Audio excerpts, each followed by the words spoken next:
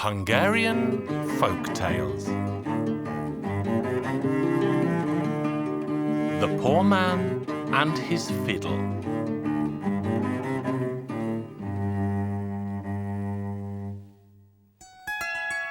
Far, far away, beyond the high mountain and across the vast ocean, there lived a king who had 3 beautiful daughters. One day the queen said to the 3 daughters, "Off you go, girls, to the forest to pick wild berries, and whoever picks the most will have my red skirt." So off they went, and they picked and picked berries as fast as they could. When noon was near and the sun high, they settled down in the shade of a tree and looked to see which of them had gathered the most. Now the youngest had picked more than her 2 sisters together. The 2 turned green with envy. The youngest sister would have the red skirt. So the eldest of the 3 had this to say: "Girls, girls, come and pick some more, for we cannot go home with so few berries." The youngest argued and argued, for if they went on picking and picking, they would never be home before evening. But her 2 elder sisters insisted that they stay in the forest. And so it passed. Off went the 2 into one part of the forest, the youngest to another. But not to pick berries, for they agreed to kill their younger sister. If they could not have the red skirt, then their sister should not have it either. So they set off after her and took hold of her. She begged and pleaded in vain and offered them all the berries she had, but they killed her. Just when they had taken her life, a blind beggar arrived with his fiddle and bow. The sisters took the fiddle off the old beggar, placed their dead sister inside it, and hid the fiddle in a hole in a tree. Home went the girls and were asked where their sister was. Of course they didn't know. They warned her again and again not to stray into the forest, but she didn't heed them. Who knew? She may have lost her way or even been killed by robbers who live in the forest. In the meantime, a poor man went off to the forest to cut himself some timber. He chopped down the very tree in which the body of the little princess had been placed. The poor man was astonished to see a fiddle spring out of the tree. He took the fiddle into his hands and started to draw the bow on the fiddle, across and up, just like the gypsies did. Now this fiddle was a fiddle that did not just make music, it sang as well. "Draw the bow, good and slow, my good fellow, my good fellow. Harm it not, for the fiddle is me. The fiddle you play is Princess Betty." Goodness me, thought the poor man. This fiddle must have a spell on it. Now's my chance to seek my fortune, for a fortune it will be if someone pays to hear this wonderful song. Off set the poor man to wander the whole wide world and earn so much money that an entire cart could hardly suffice to carry it after him. On his travels he came to the town of the king, whose youngest daughter met a death so cruel. He stopped outside the king's palace and began to play his fiddle. The king heard the wonderful melody and asked a servant to order the fiddler into his palace. The servant ran out and delivered the message, but the musician replied that not one step would he take, for he had more money than the king himself. Back ran the servant to report what the musician had said. There was nothing for it. The king himself stepped out and invited the musician into his palace to play for him. So often did he ask that the musician went in, tapped on the fiddle twice, and started to draw the bow. "Draw the bow, good and slow, my good fellow, my good fellow. Harm it not, for the fiddle is me, the fiddle you play is Princess Betty." The king had this to say: "A wonder of a song, a wonder."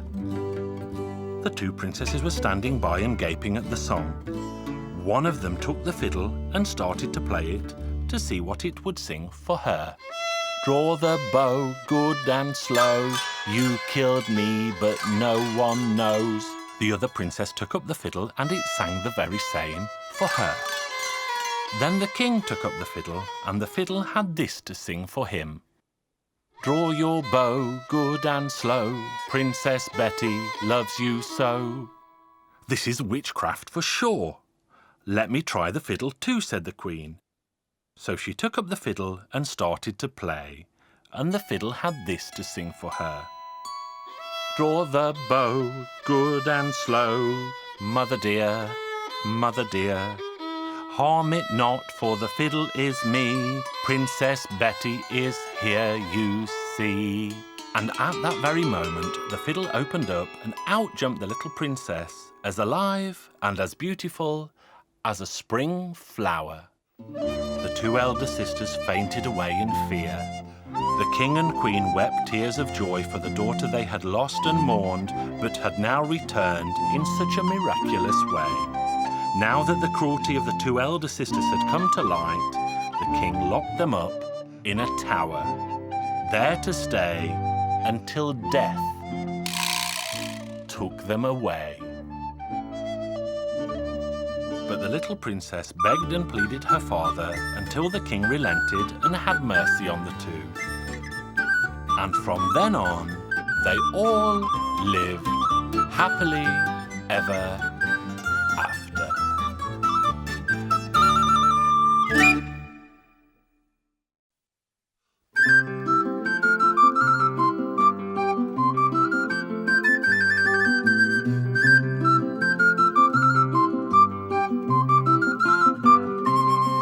Hungarian Folk Tales.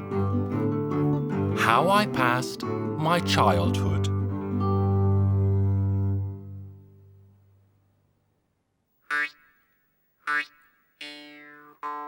Now, when I was born and all of 6 weeks old, out I went into the street on a hot summer's day, and I met a true old friend of mine, who was a bottle ahead of me and tipsy with it. So we made a pair of oxen out of mud, a cart and sacks to load onto the cart to take them off to the mill and grind them. And off we went. Now in those days there was a water mill to do the milling, but it wasn't there. The miller was strolling up and down on the water, and so we asked him to call up the mill, and he waved for it and shouted until up it came and we could start to mill away. Now the miller man didn't have a scoop, so he pulled off my head and used that as a scoop. So when we were finished and off I went on my way home, who did I meet but a shower of women and young ones who started to laugh at me. "What are you laughing at?" says I. "Ah, you don't have a head," says they. And that's how I knew I'd left my head behind in the mill. Back I went, put the head onto my neck, and off for home again. But the women and the young ones were laughing at me again. "Now what are you laughing at?" says I. "Isn't your nose at the back of your head?" says they. So I gave my head a good twist to set it right and off for home again. Now that's when I remembered that I'd stuck my whip into the ground behind the mill pond. Back I went, but when I got there, what did I see but that a great big tree had shot up from it and my old whip was up at the top. So up and up I climbed, and there at the top, what did I find but a hawk chasing a whole cloud of little birds, trying to catch them any way at all. Straight away the little birds, one and all, flew right up my sleeves, into my shirt, and right up my legs, into my breeches. Quick as a flash I tied up my sleeves and breeches, and wasn't I happy that I'd caught so many birds. Yes, indeed. And all these birds in my shirt and breeches started off chirping and tweeting, and all of them giving off in their own language, until up they flew with me and carried me off far, far away. I saw the women washing and scrubbing down on the edge of the sea. They looked up and shouted out, "Look at that big bird!" But I thought I heard them say, "Loosen your shirt!" So that's what I did, and out flew the birds and down I plopped into the sea. I made such a big splash that I emptied out all the water and the fishes were all left around me. So I gathered up a fine lot of them. I didn't waste any more time there because I was far from home. So I set off back through Hotland. Now Hotland is a strange country indeed, where they don't build their houses on the ground, but up in the air at the height of a man. So they need ladders to get in. The people in Hotland are all big and tall and everything is big. Even the church was so big that there were 4 soldiers in there on a horseback, and when the priest chanted, "The Lord be with you," one of the soldiers spurred his horse and off he went, and he intoned it to the second soldier to the third to the fourth, and he sang it to the respondent. So long was the Mass that the congregation could have done with a good breakfast. But that was no problem at all, since the altar was made of ham and the candles were sausages. And just as big and tall was the steeple of the church. When 2 carpenters were building it, they dropped their hatchets, and by the time one of them fell to the earth, it had rotted away.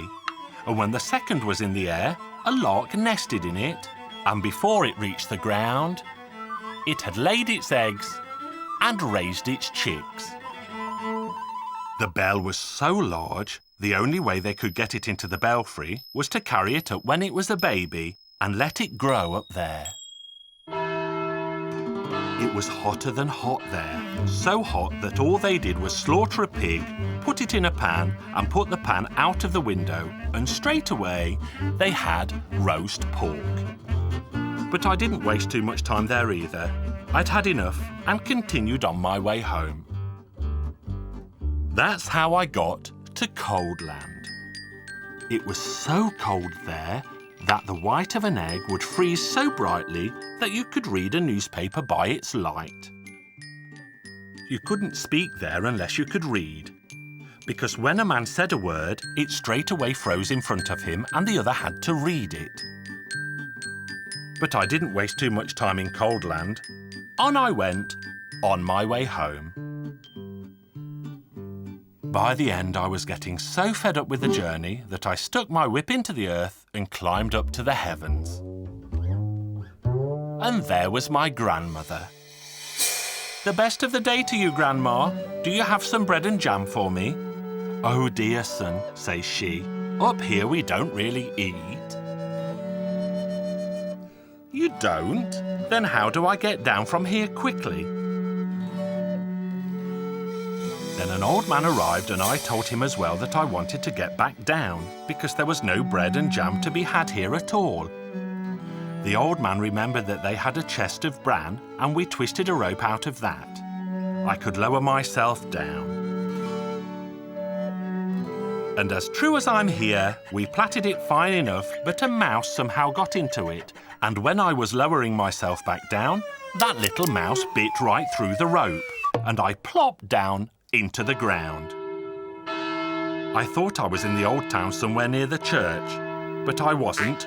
I was at the edge of the new town, and I was well and truly drilled into the earth, so I shouted out for them to dig me out, but no one came. So I had to go home for a spade and dig myself out. And that's all I remember of my own younger days and how I passed them.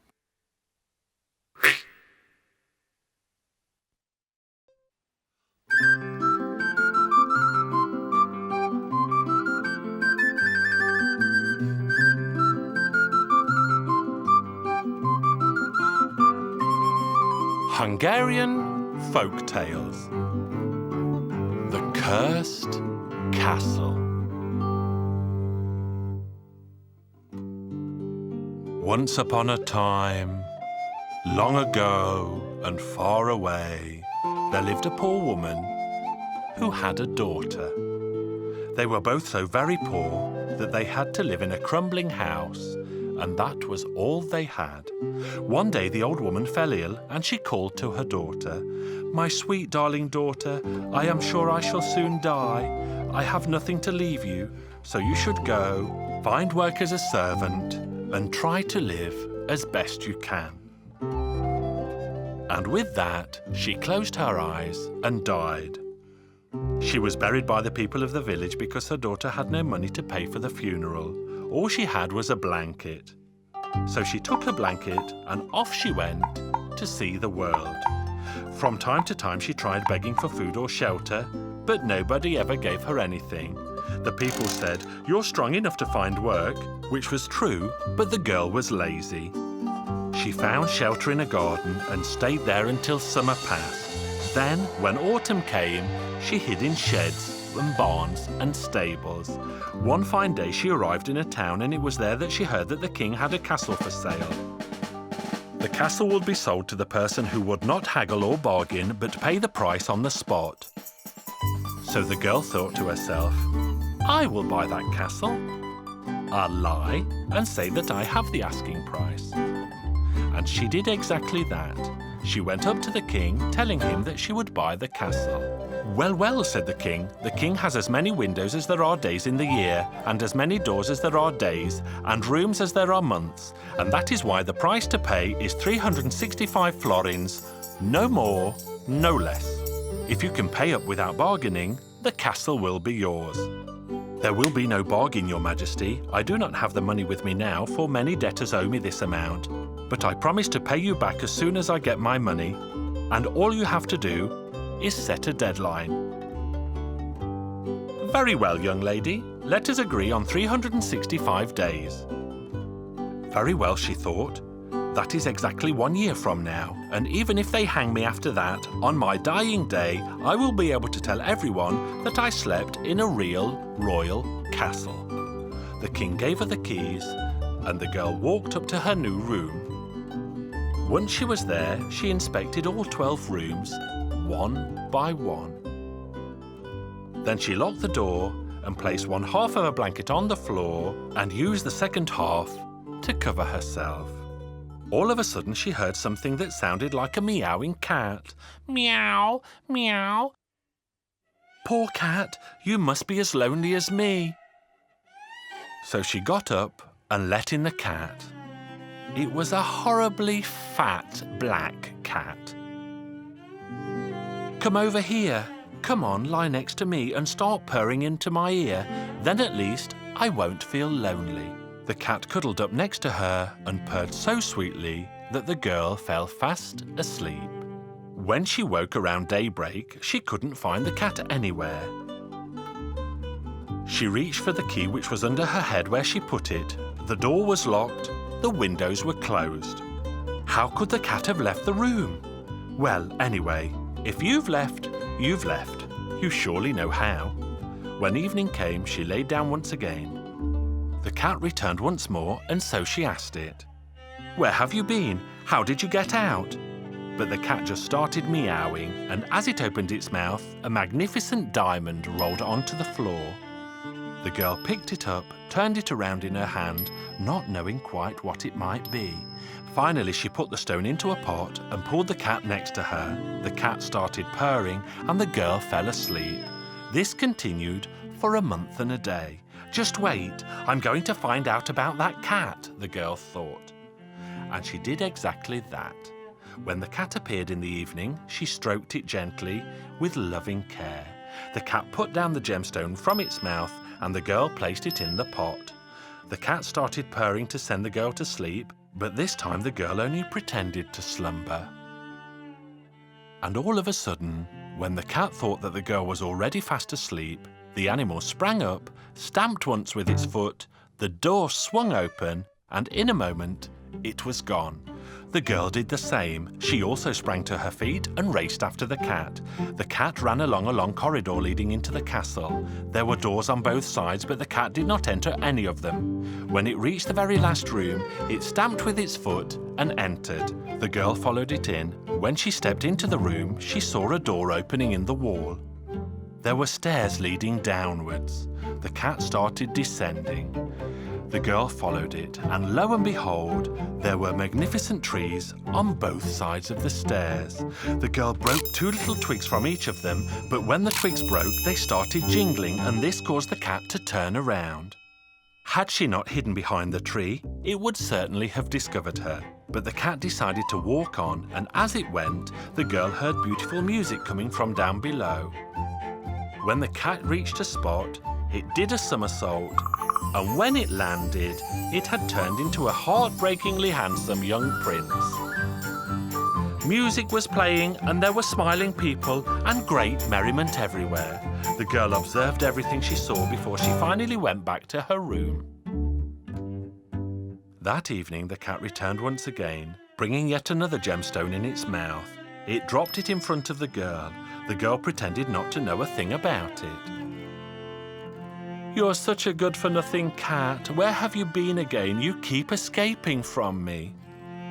But the cat just kept on purring, cajoling the girl, and after a while the girl said, "I know where you've been. I know who you are. I've seen everything. Look at this.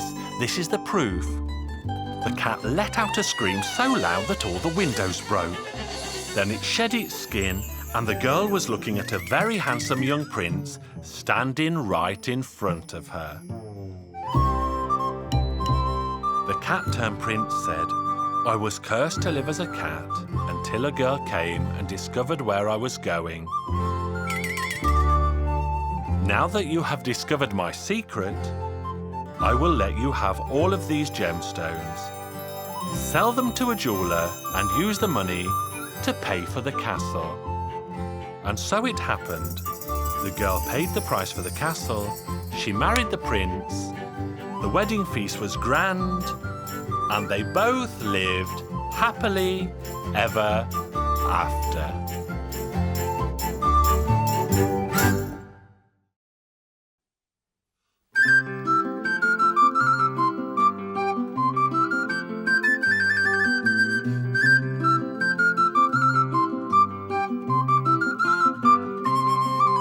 Hungarian Folk Tales.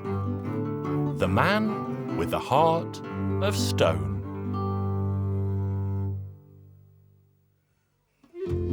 Once upon a time, in a distant land beyond the hills, there lived a poor old woman who had 3 handsome sons. One day, the young men decided to set out in search of maidens from other lands to take as wives, for in their village they found not a single one to their liking. And as they rambled and rambled, their path took them through a vast forest, where they saw a small cottage and went inside. "Blessings of the Lord on you, old man," said the youths. "Would you give us lodging for the night?" "I will gladly give you lodging." So the young men stayed for the night, and in the morning the old man said, "Good men, your path has brought you to me, and when you return, it will bring you to my home again. I gave you shelter, and in return I ask that you bring me a beautiful maiden whom I can take to be my wife." The 3 young men thought, "A young maiden for this old man? The greybeard can barely hobble along." But they kept these thoughts to themselves and tried to hide their laughter. The 3 youths travelled to distant lands as they had planned and entered into the service of the king. The king had 3 beautiful, strong daughters. The youths served so well and fought so bravely that the king grew fond of them. So he gave them his daughters to be their wives. With great joy, the youths brought their wives home, but on their way, they had to cross through the vast forest where the old man lived. When they came to his cottage, they greeted him. "Blessings of the Lord on you, old man. Blessings of the Lord on you. You were gone for a long time. I see you have found yourselves lovely wives. But where, pray tell, is my maiden to wed?" The young men said, "We did not bring you a maiden to wed." "You did not bring me a maiden to wed?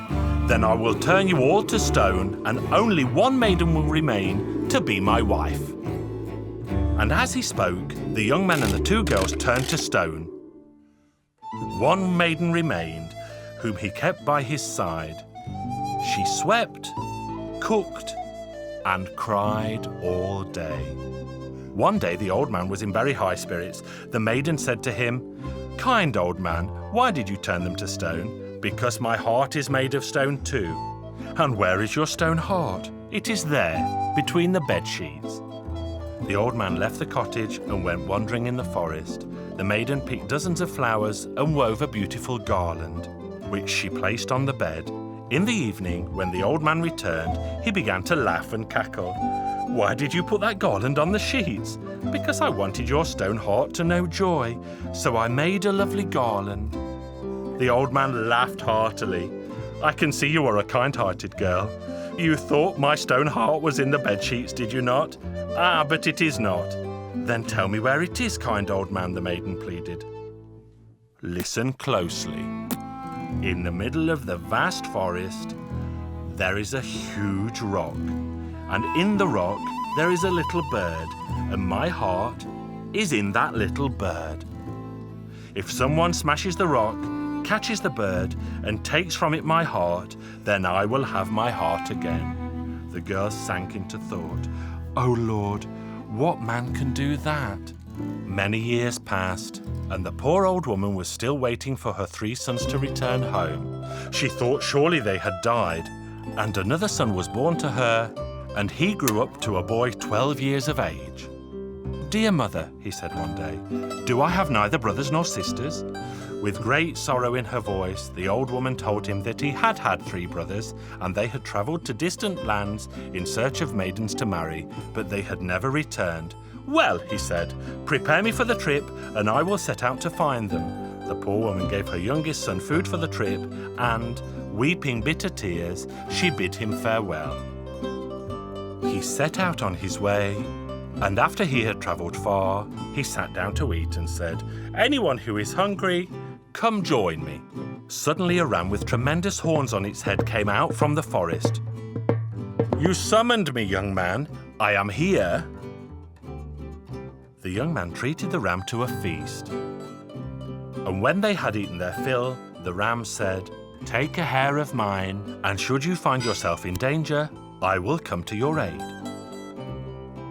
The young man continued on his way and eventually sat down to eat once more and said, "Is there anyone here? For I have a little food left." And a dove alighted on his shoulder. "Come and eat with me.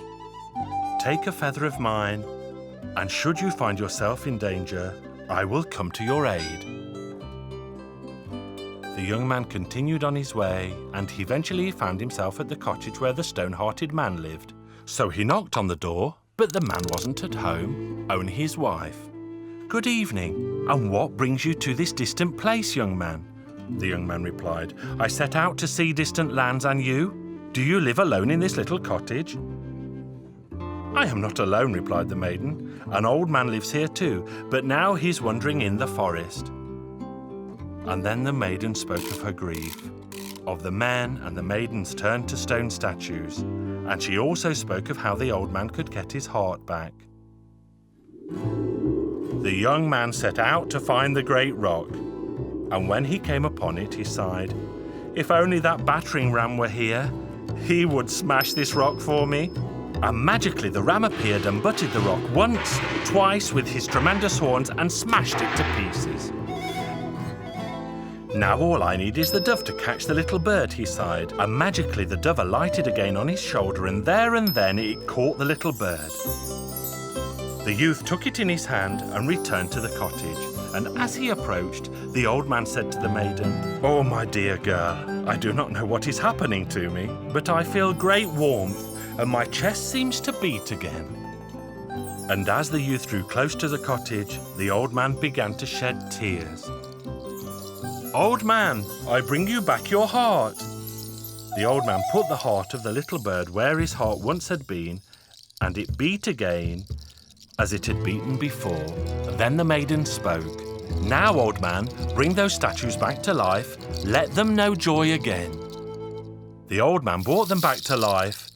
They paid him thanks, embraced one another, and set off, homeward bound. They celebrated with a huge wedding feast, and they all lived happily ever after.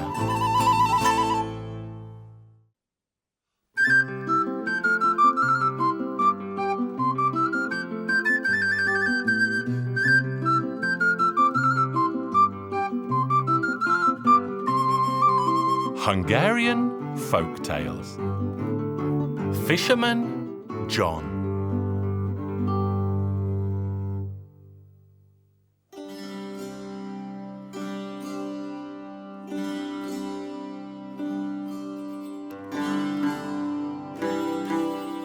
By the banks of a mighty river stood a fisherman's hut, and in that hut a fisherman lived together with his wife, but alas, they had no children.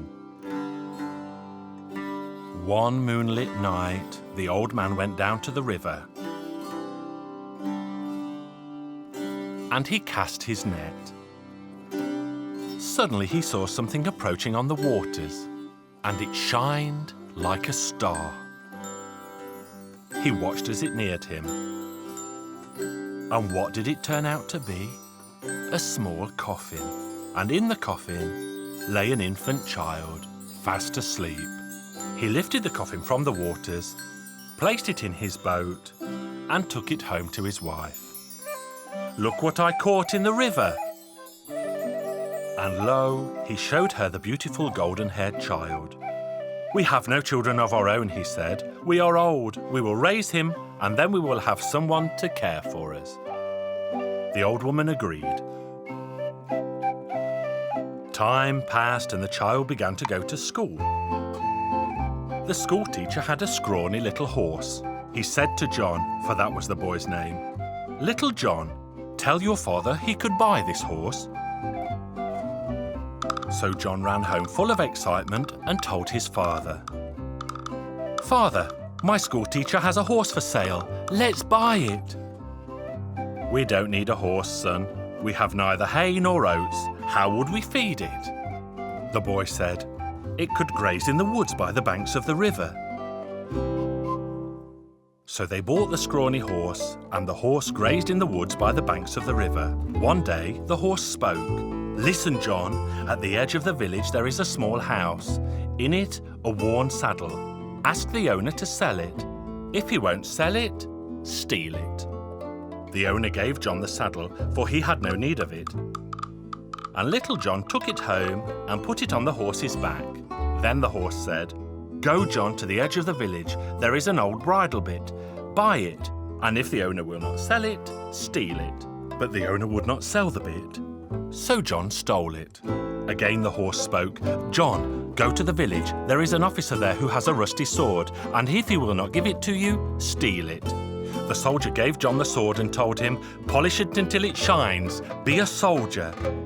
John returned home and again the horse spoke. "Master Fisherman John, tell your father to buy you new clothes." The old man said, "Son, I cannot buy you new clothes, for I have no money." But John insisted and told his father that he would pay for the clothes. So his father agreed and bought him new clothes. Again the horse spoke. "My dear John, polish the harness, the bit and the sword, then clean the saddle and put it on my back."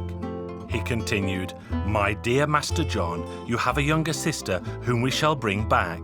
John, however, insisted that he had no sister. The horse said, "Yes, you do, at the edge of the neighbouring country. She is locked away and only rarely sees the sunlight. Climb on my back and we shall set off." They went to the edge of the neighbouring country and found the house where the girl was locked away. There the horse spoke. "John, kick the door 3 times. If it doesn't open, strike it with your sword 3 times. If it still doesn't open, look around to see if you can see anything. And if you do see something, jump on my back." "I see an old woman," said John. At that, the horse took off at a gallop, racing along as fast as thought. When they reached the banks of the river, the old woman appeared behind them on a long stick carrying a broom in her hand. And when the horse jumped to the far bank of the river, the old woman struck the surface of the water with such force that the waters parted. She cried out, "Lucky for you that you got away!" Then the old woman went back. The horse said to John, "My dear Master Fisherman John, we will set off again tomorrow, but you must be very careful." The next day they set off again for the house at the edge of the neighbouring country. John kicked the door, then struck it so hard with the sword that it burst open. He grabbed the girl's arm, but he tore her blouse and was unable to pull her out. Again the old woman appeared on the stick with the broom in her hand. John said to his horse, "The old woman is coming!" And the horse raced homeward as fast as the winds of a storm. When he reached the river, he jumped to the far bank. The old woman lashed out at him with the broom and struck the horse's rump, but the horse was still able to leap to the far bank. The old woman cried out, "If you ever return, I will have all of your teeth." The next day the horse said to John, Fisherman John, we won't go today, but tomorrow we shall. Today we must rest. Then he said, Dear master, there is a tree in your father's garden with 3 apples on it. Pick them, put them in your pocket, and when we arrive at the house at the edge of the neighbouring country, throw one of them at the top of the door, one at the bottom of the door, and one at the middle of the door, but throw them so hard that you break the door down.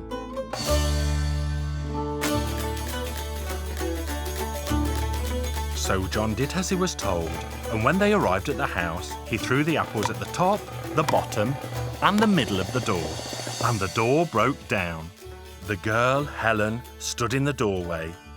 John led her outside, and when they had left the house, John looked to see if he could see the old woman, and indeed, there she sat on her stick with her broom in her hand. John said to his horse, Oh, the old woman is coming, on a stick, carrying a broom in her hand. So John and Helen quickly mounted the horse, and the old woman chased them. Fisherman John, look behind us, because I feel that my rump is on fire. Johnny looked back and saw a cloud of dust far behind them. The horse flew onward. And when they reached the bank of the river, the old woman was still behind them, accompanied by 27 magic stallions. John's horse jumped to the far bank. The old woman and the 27 stallions tried to jump the river too, but they fell into its waters and drowned. And today they still lie somewhere beneath the waters of the river, if no one has fished them out. And so John rescued his sister Helen from captivity, and they both lived happily ever after.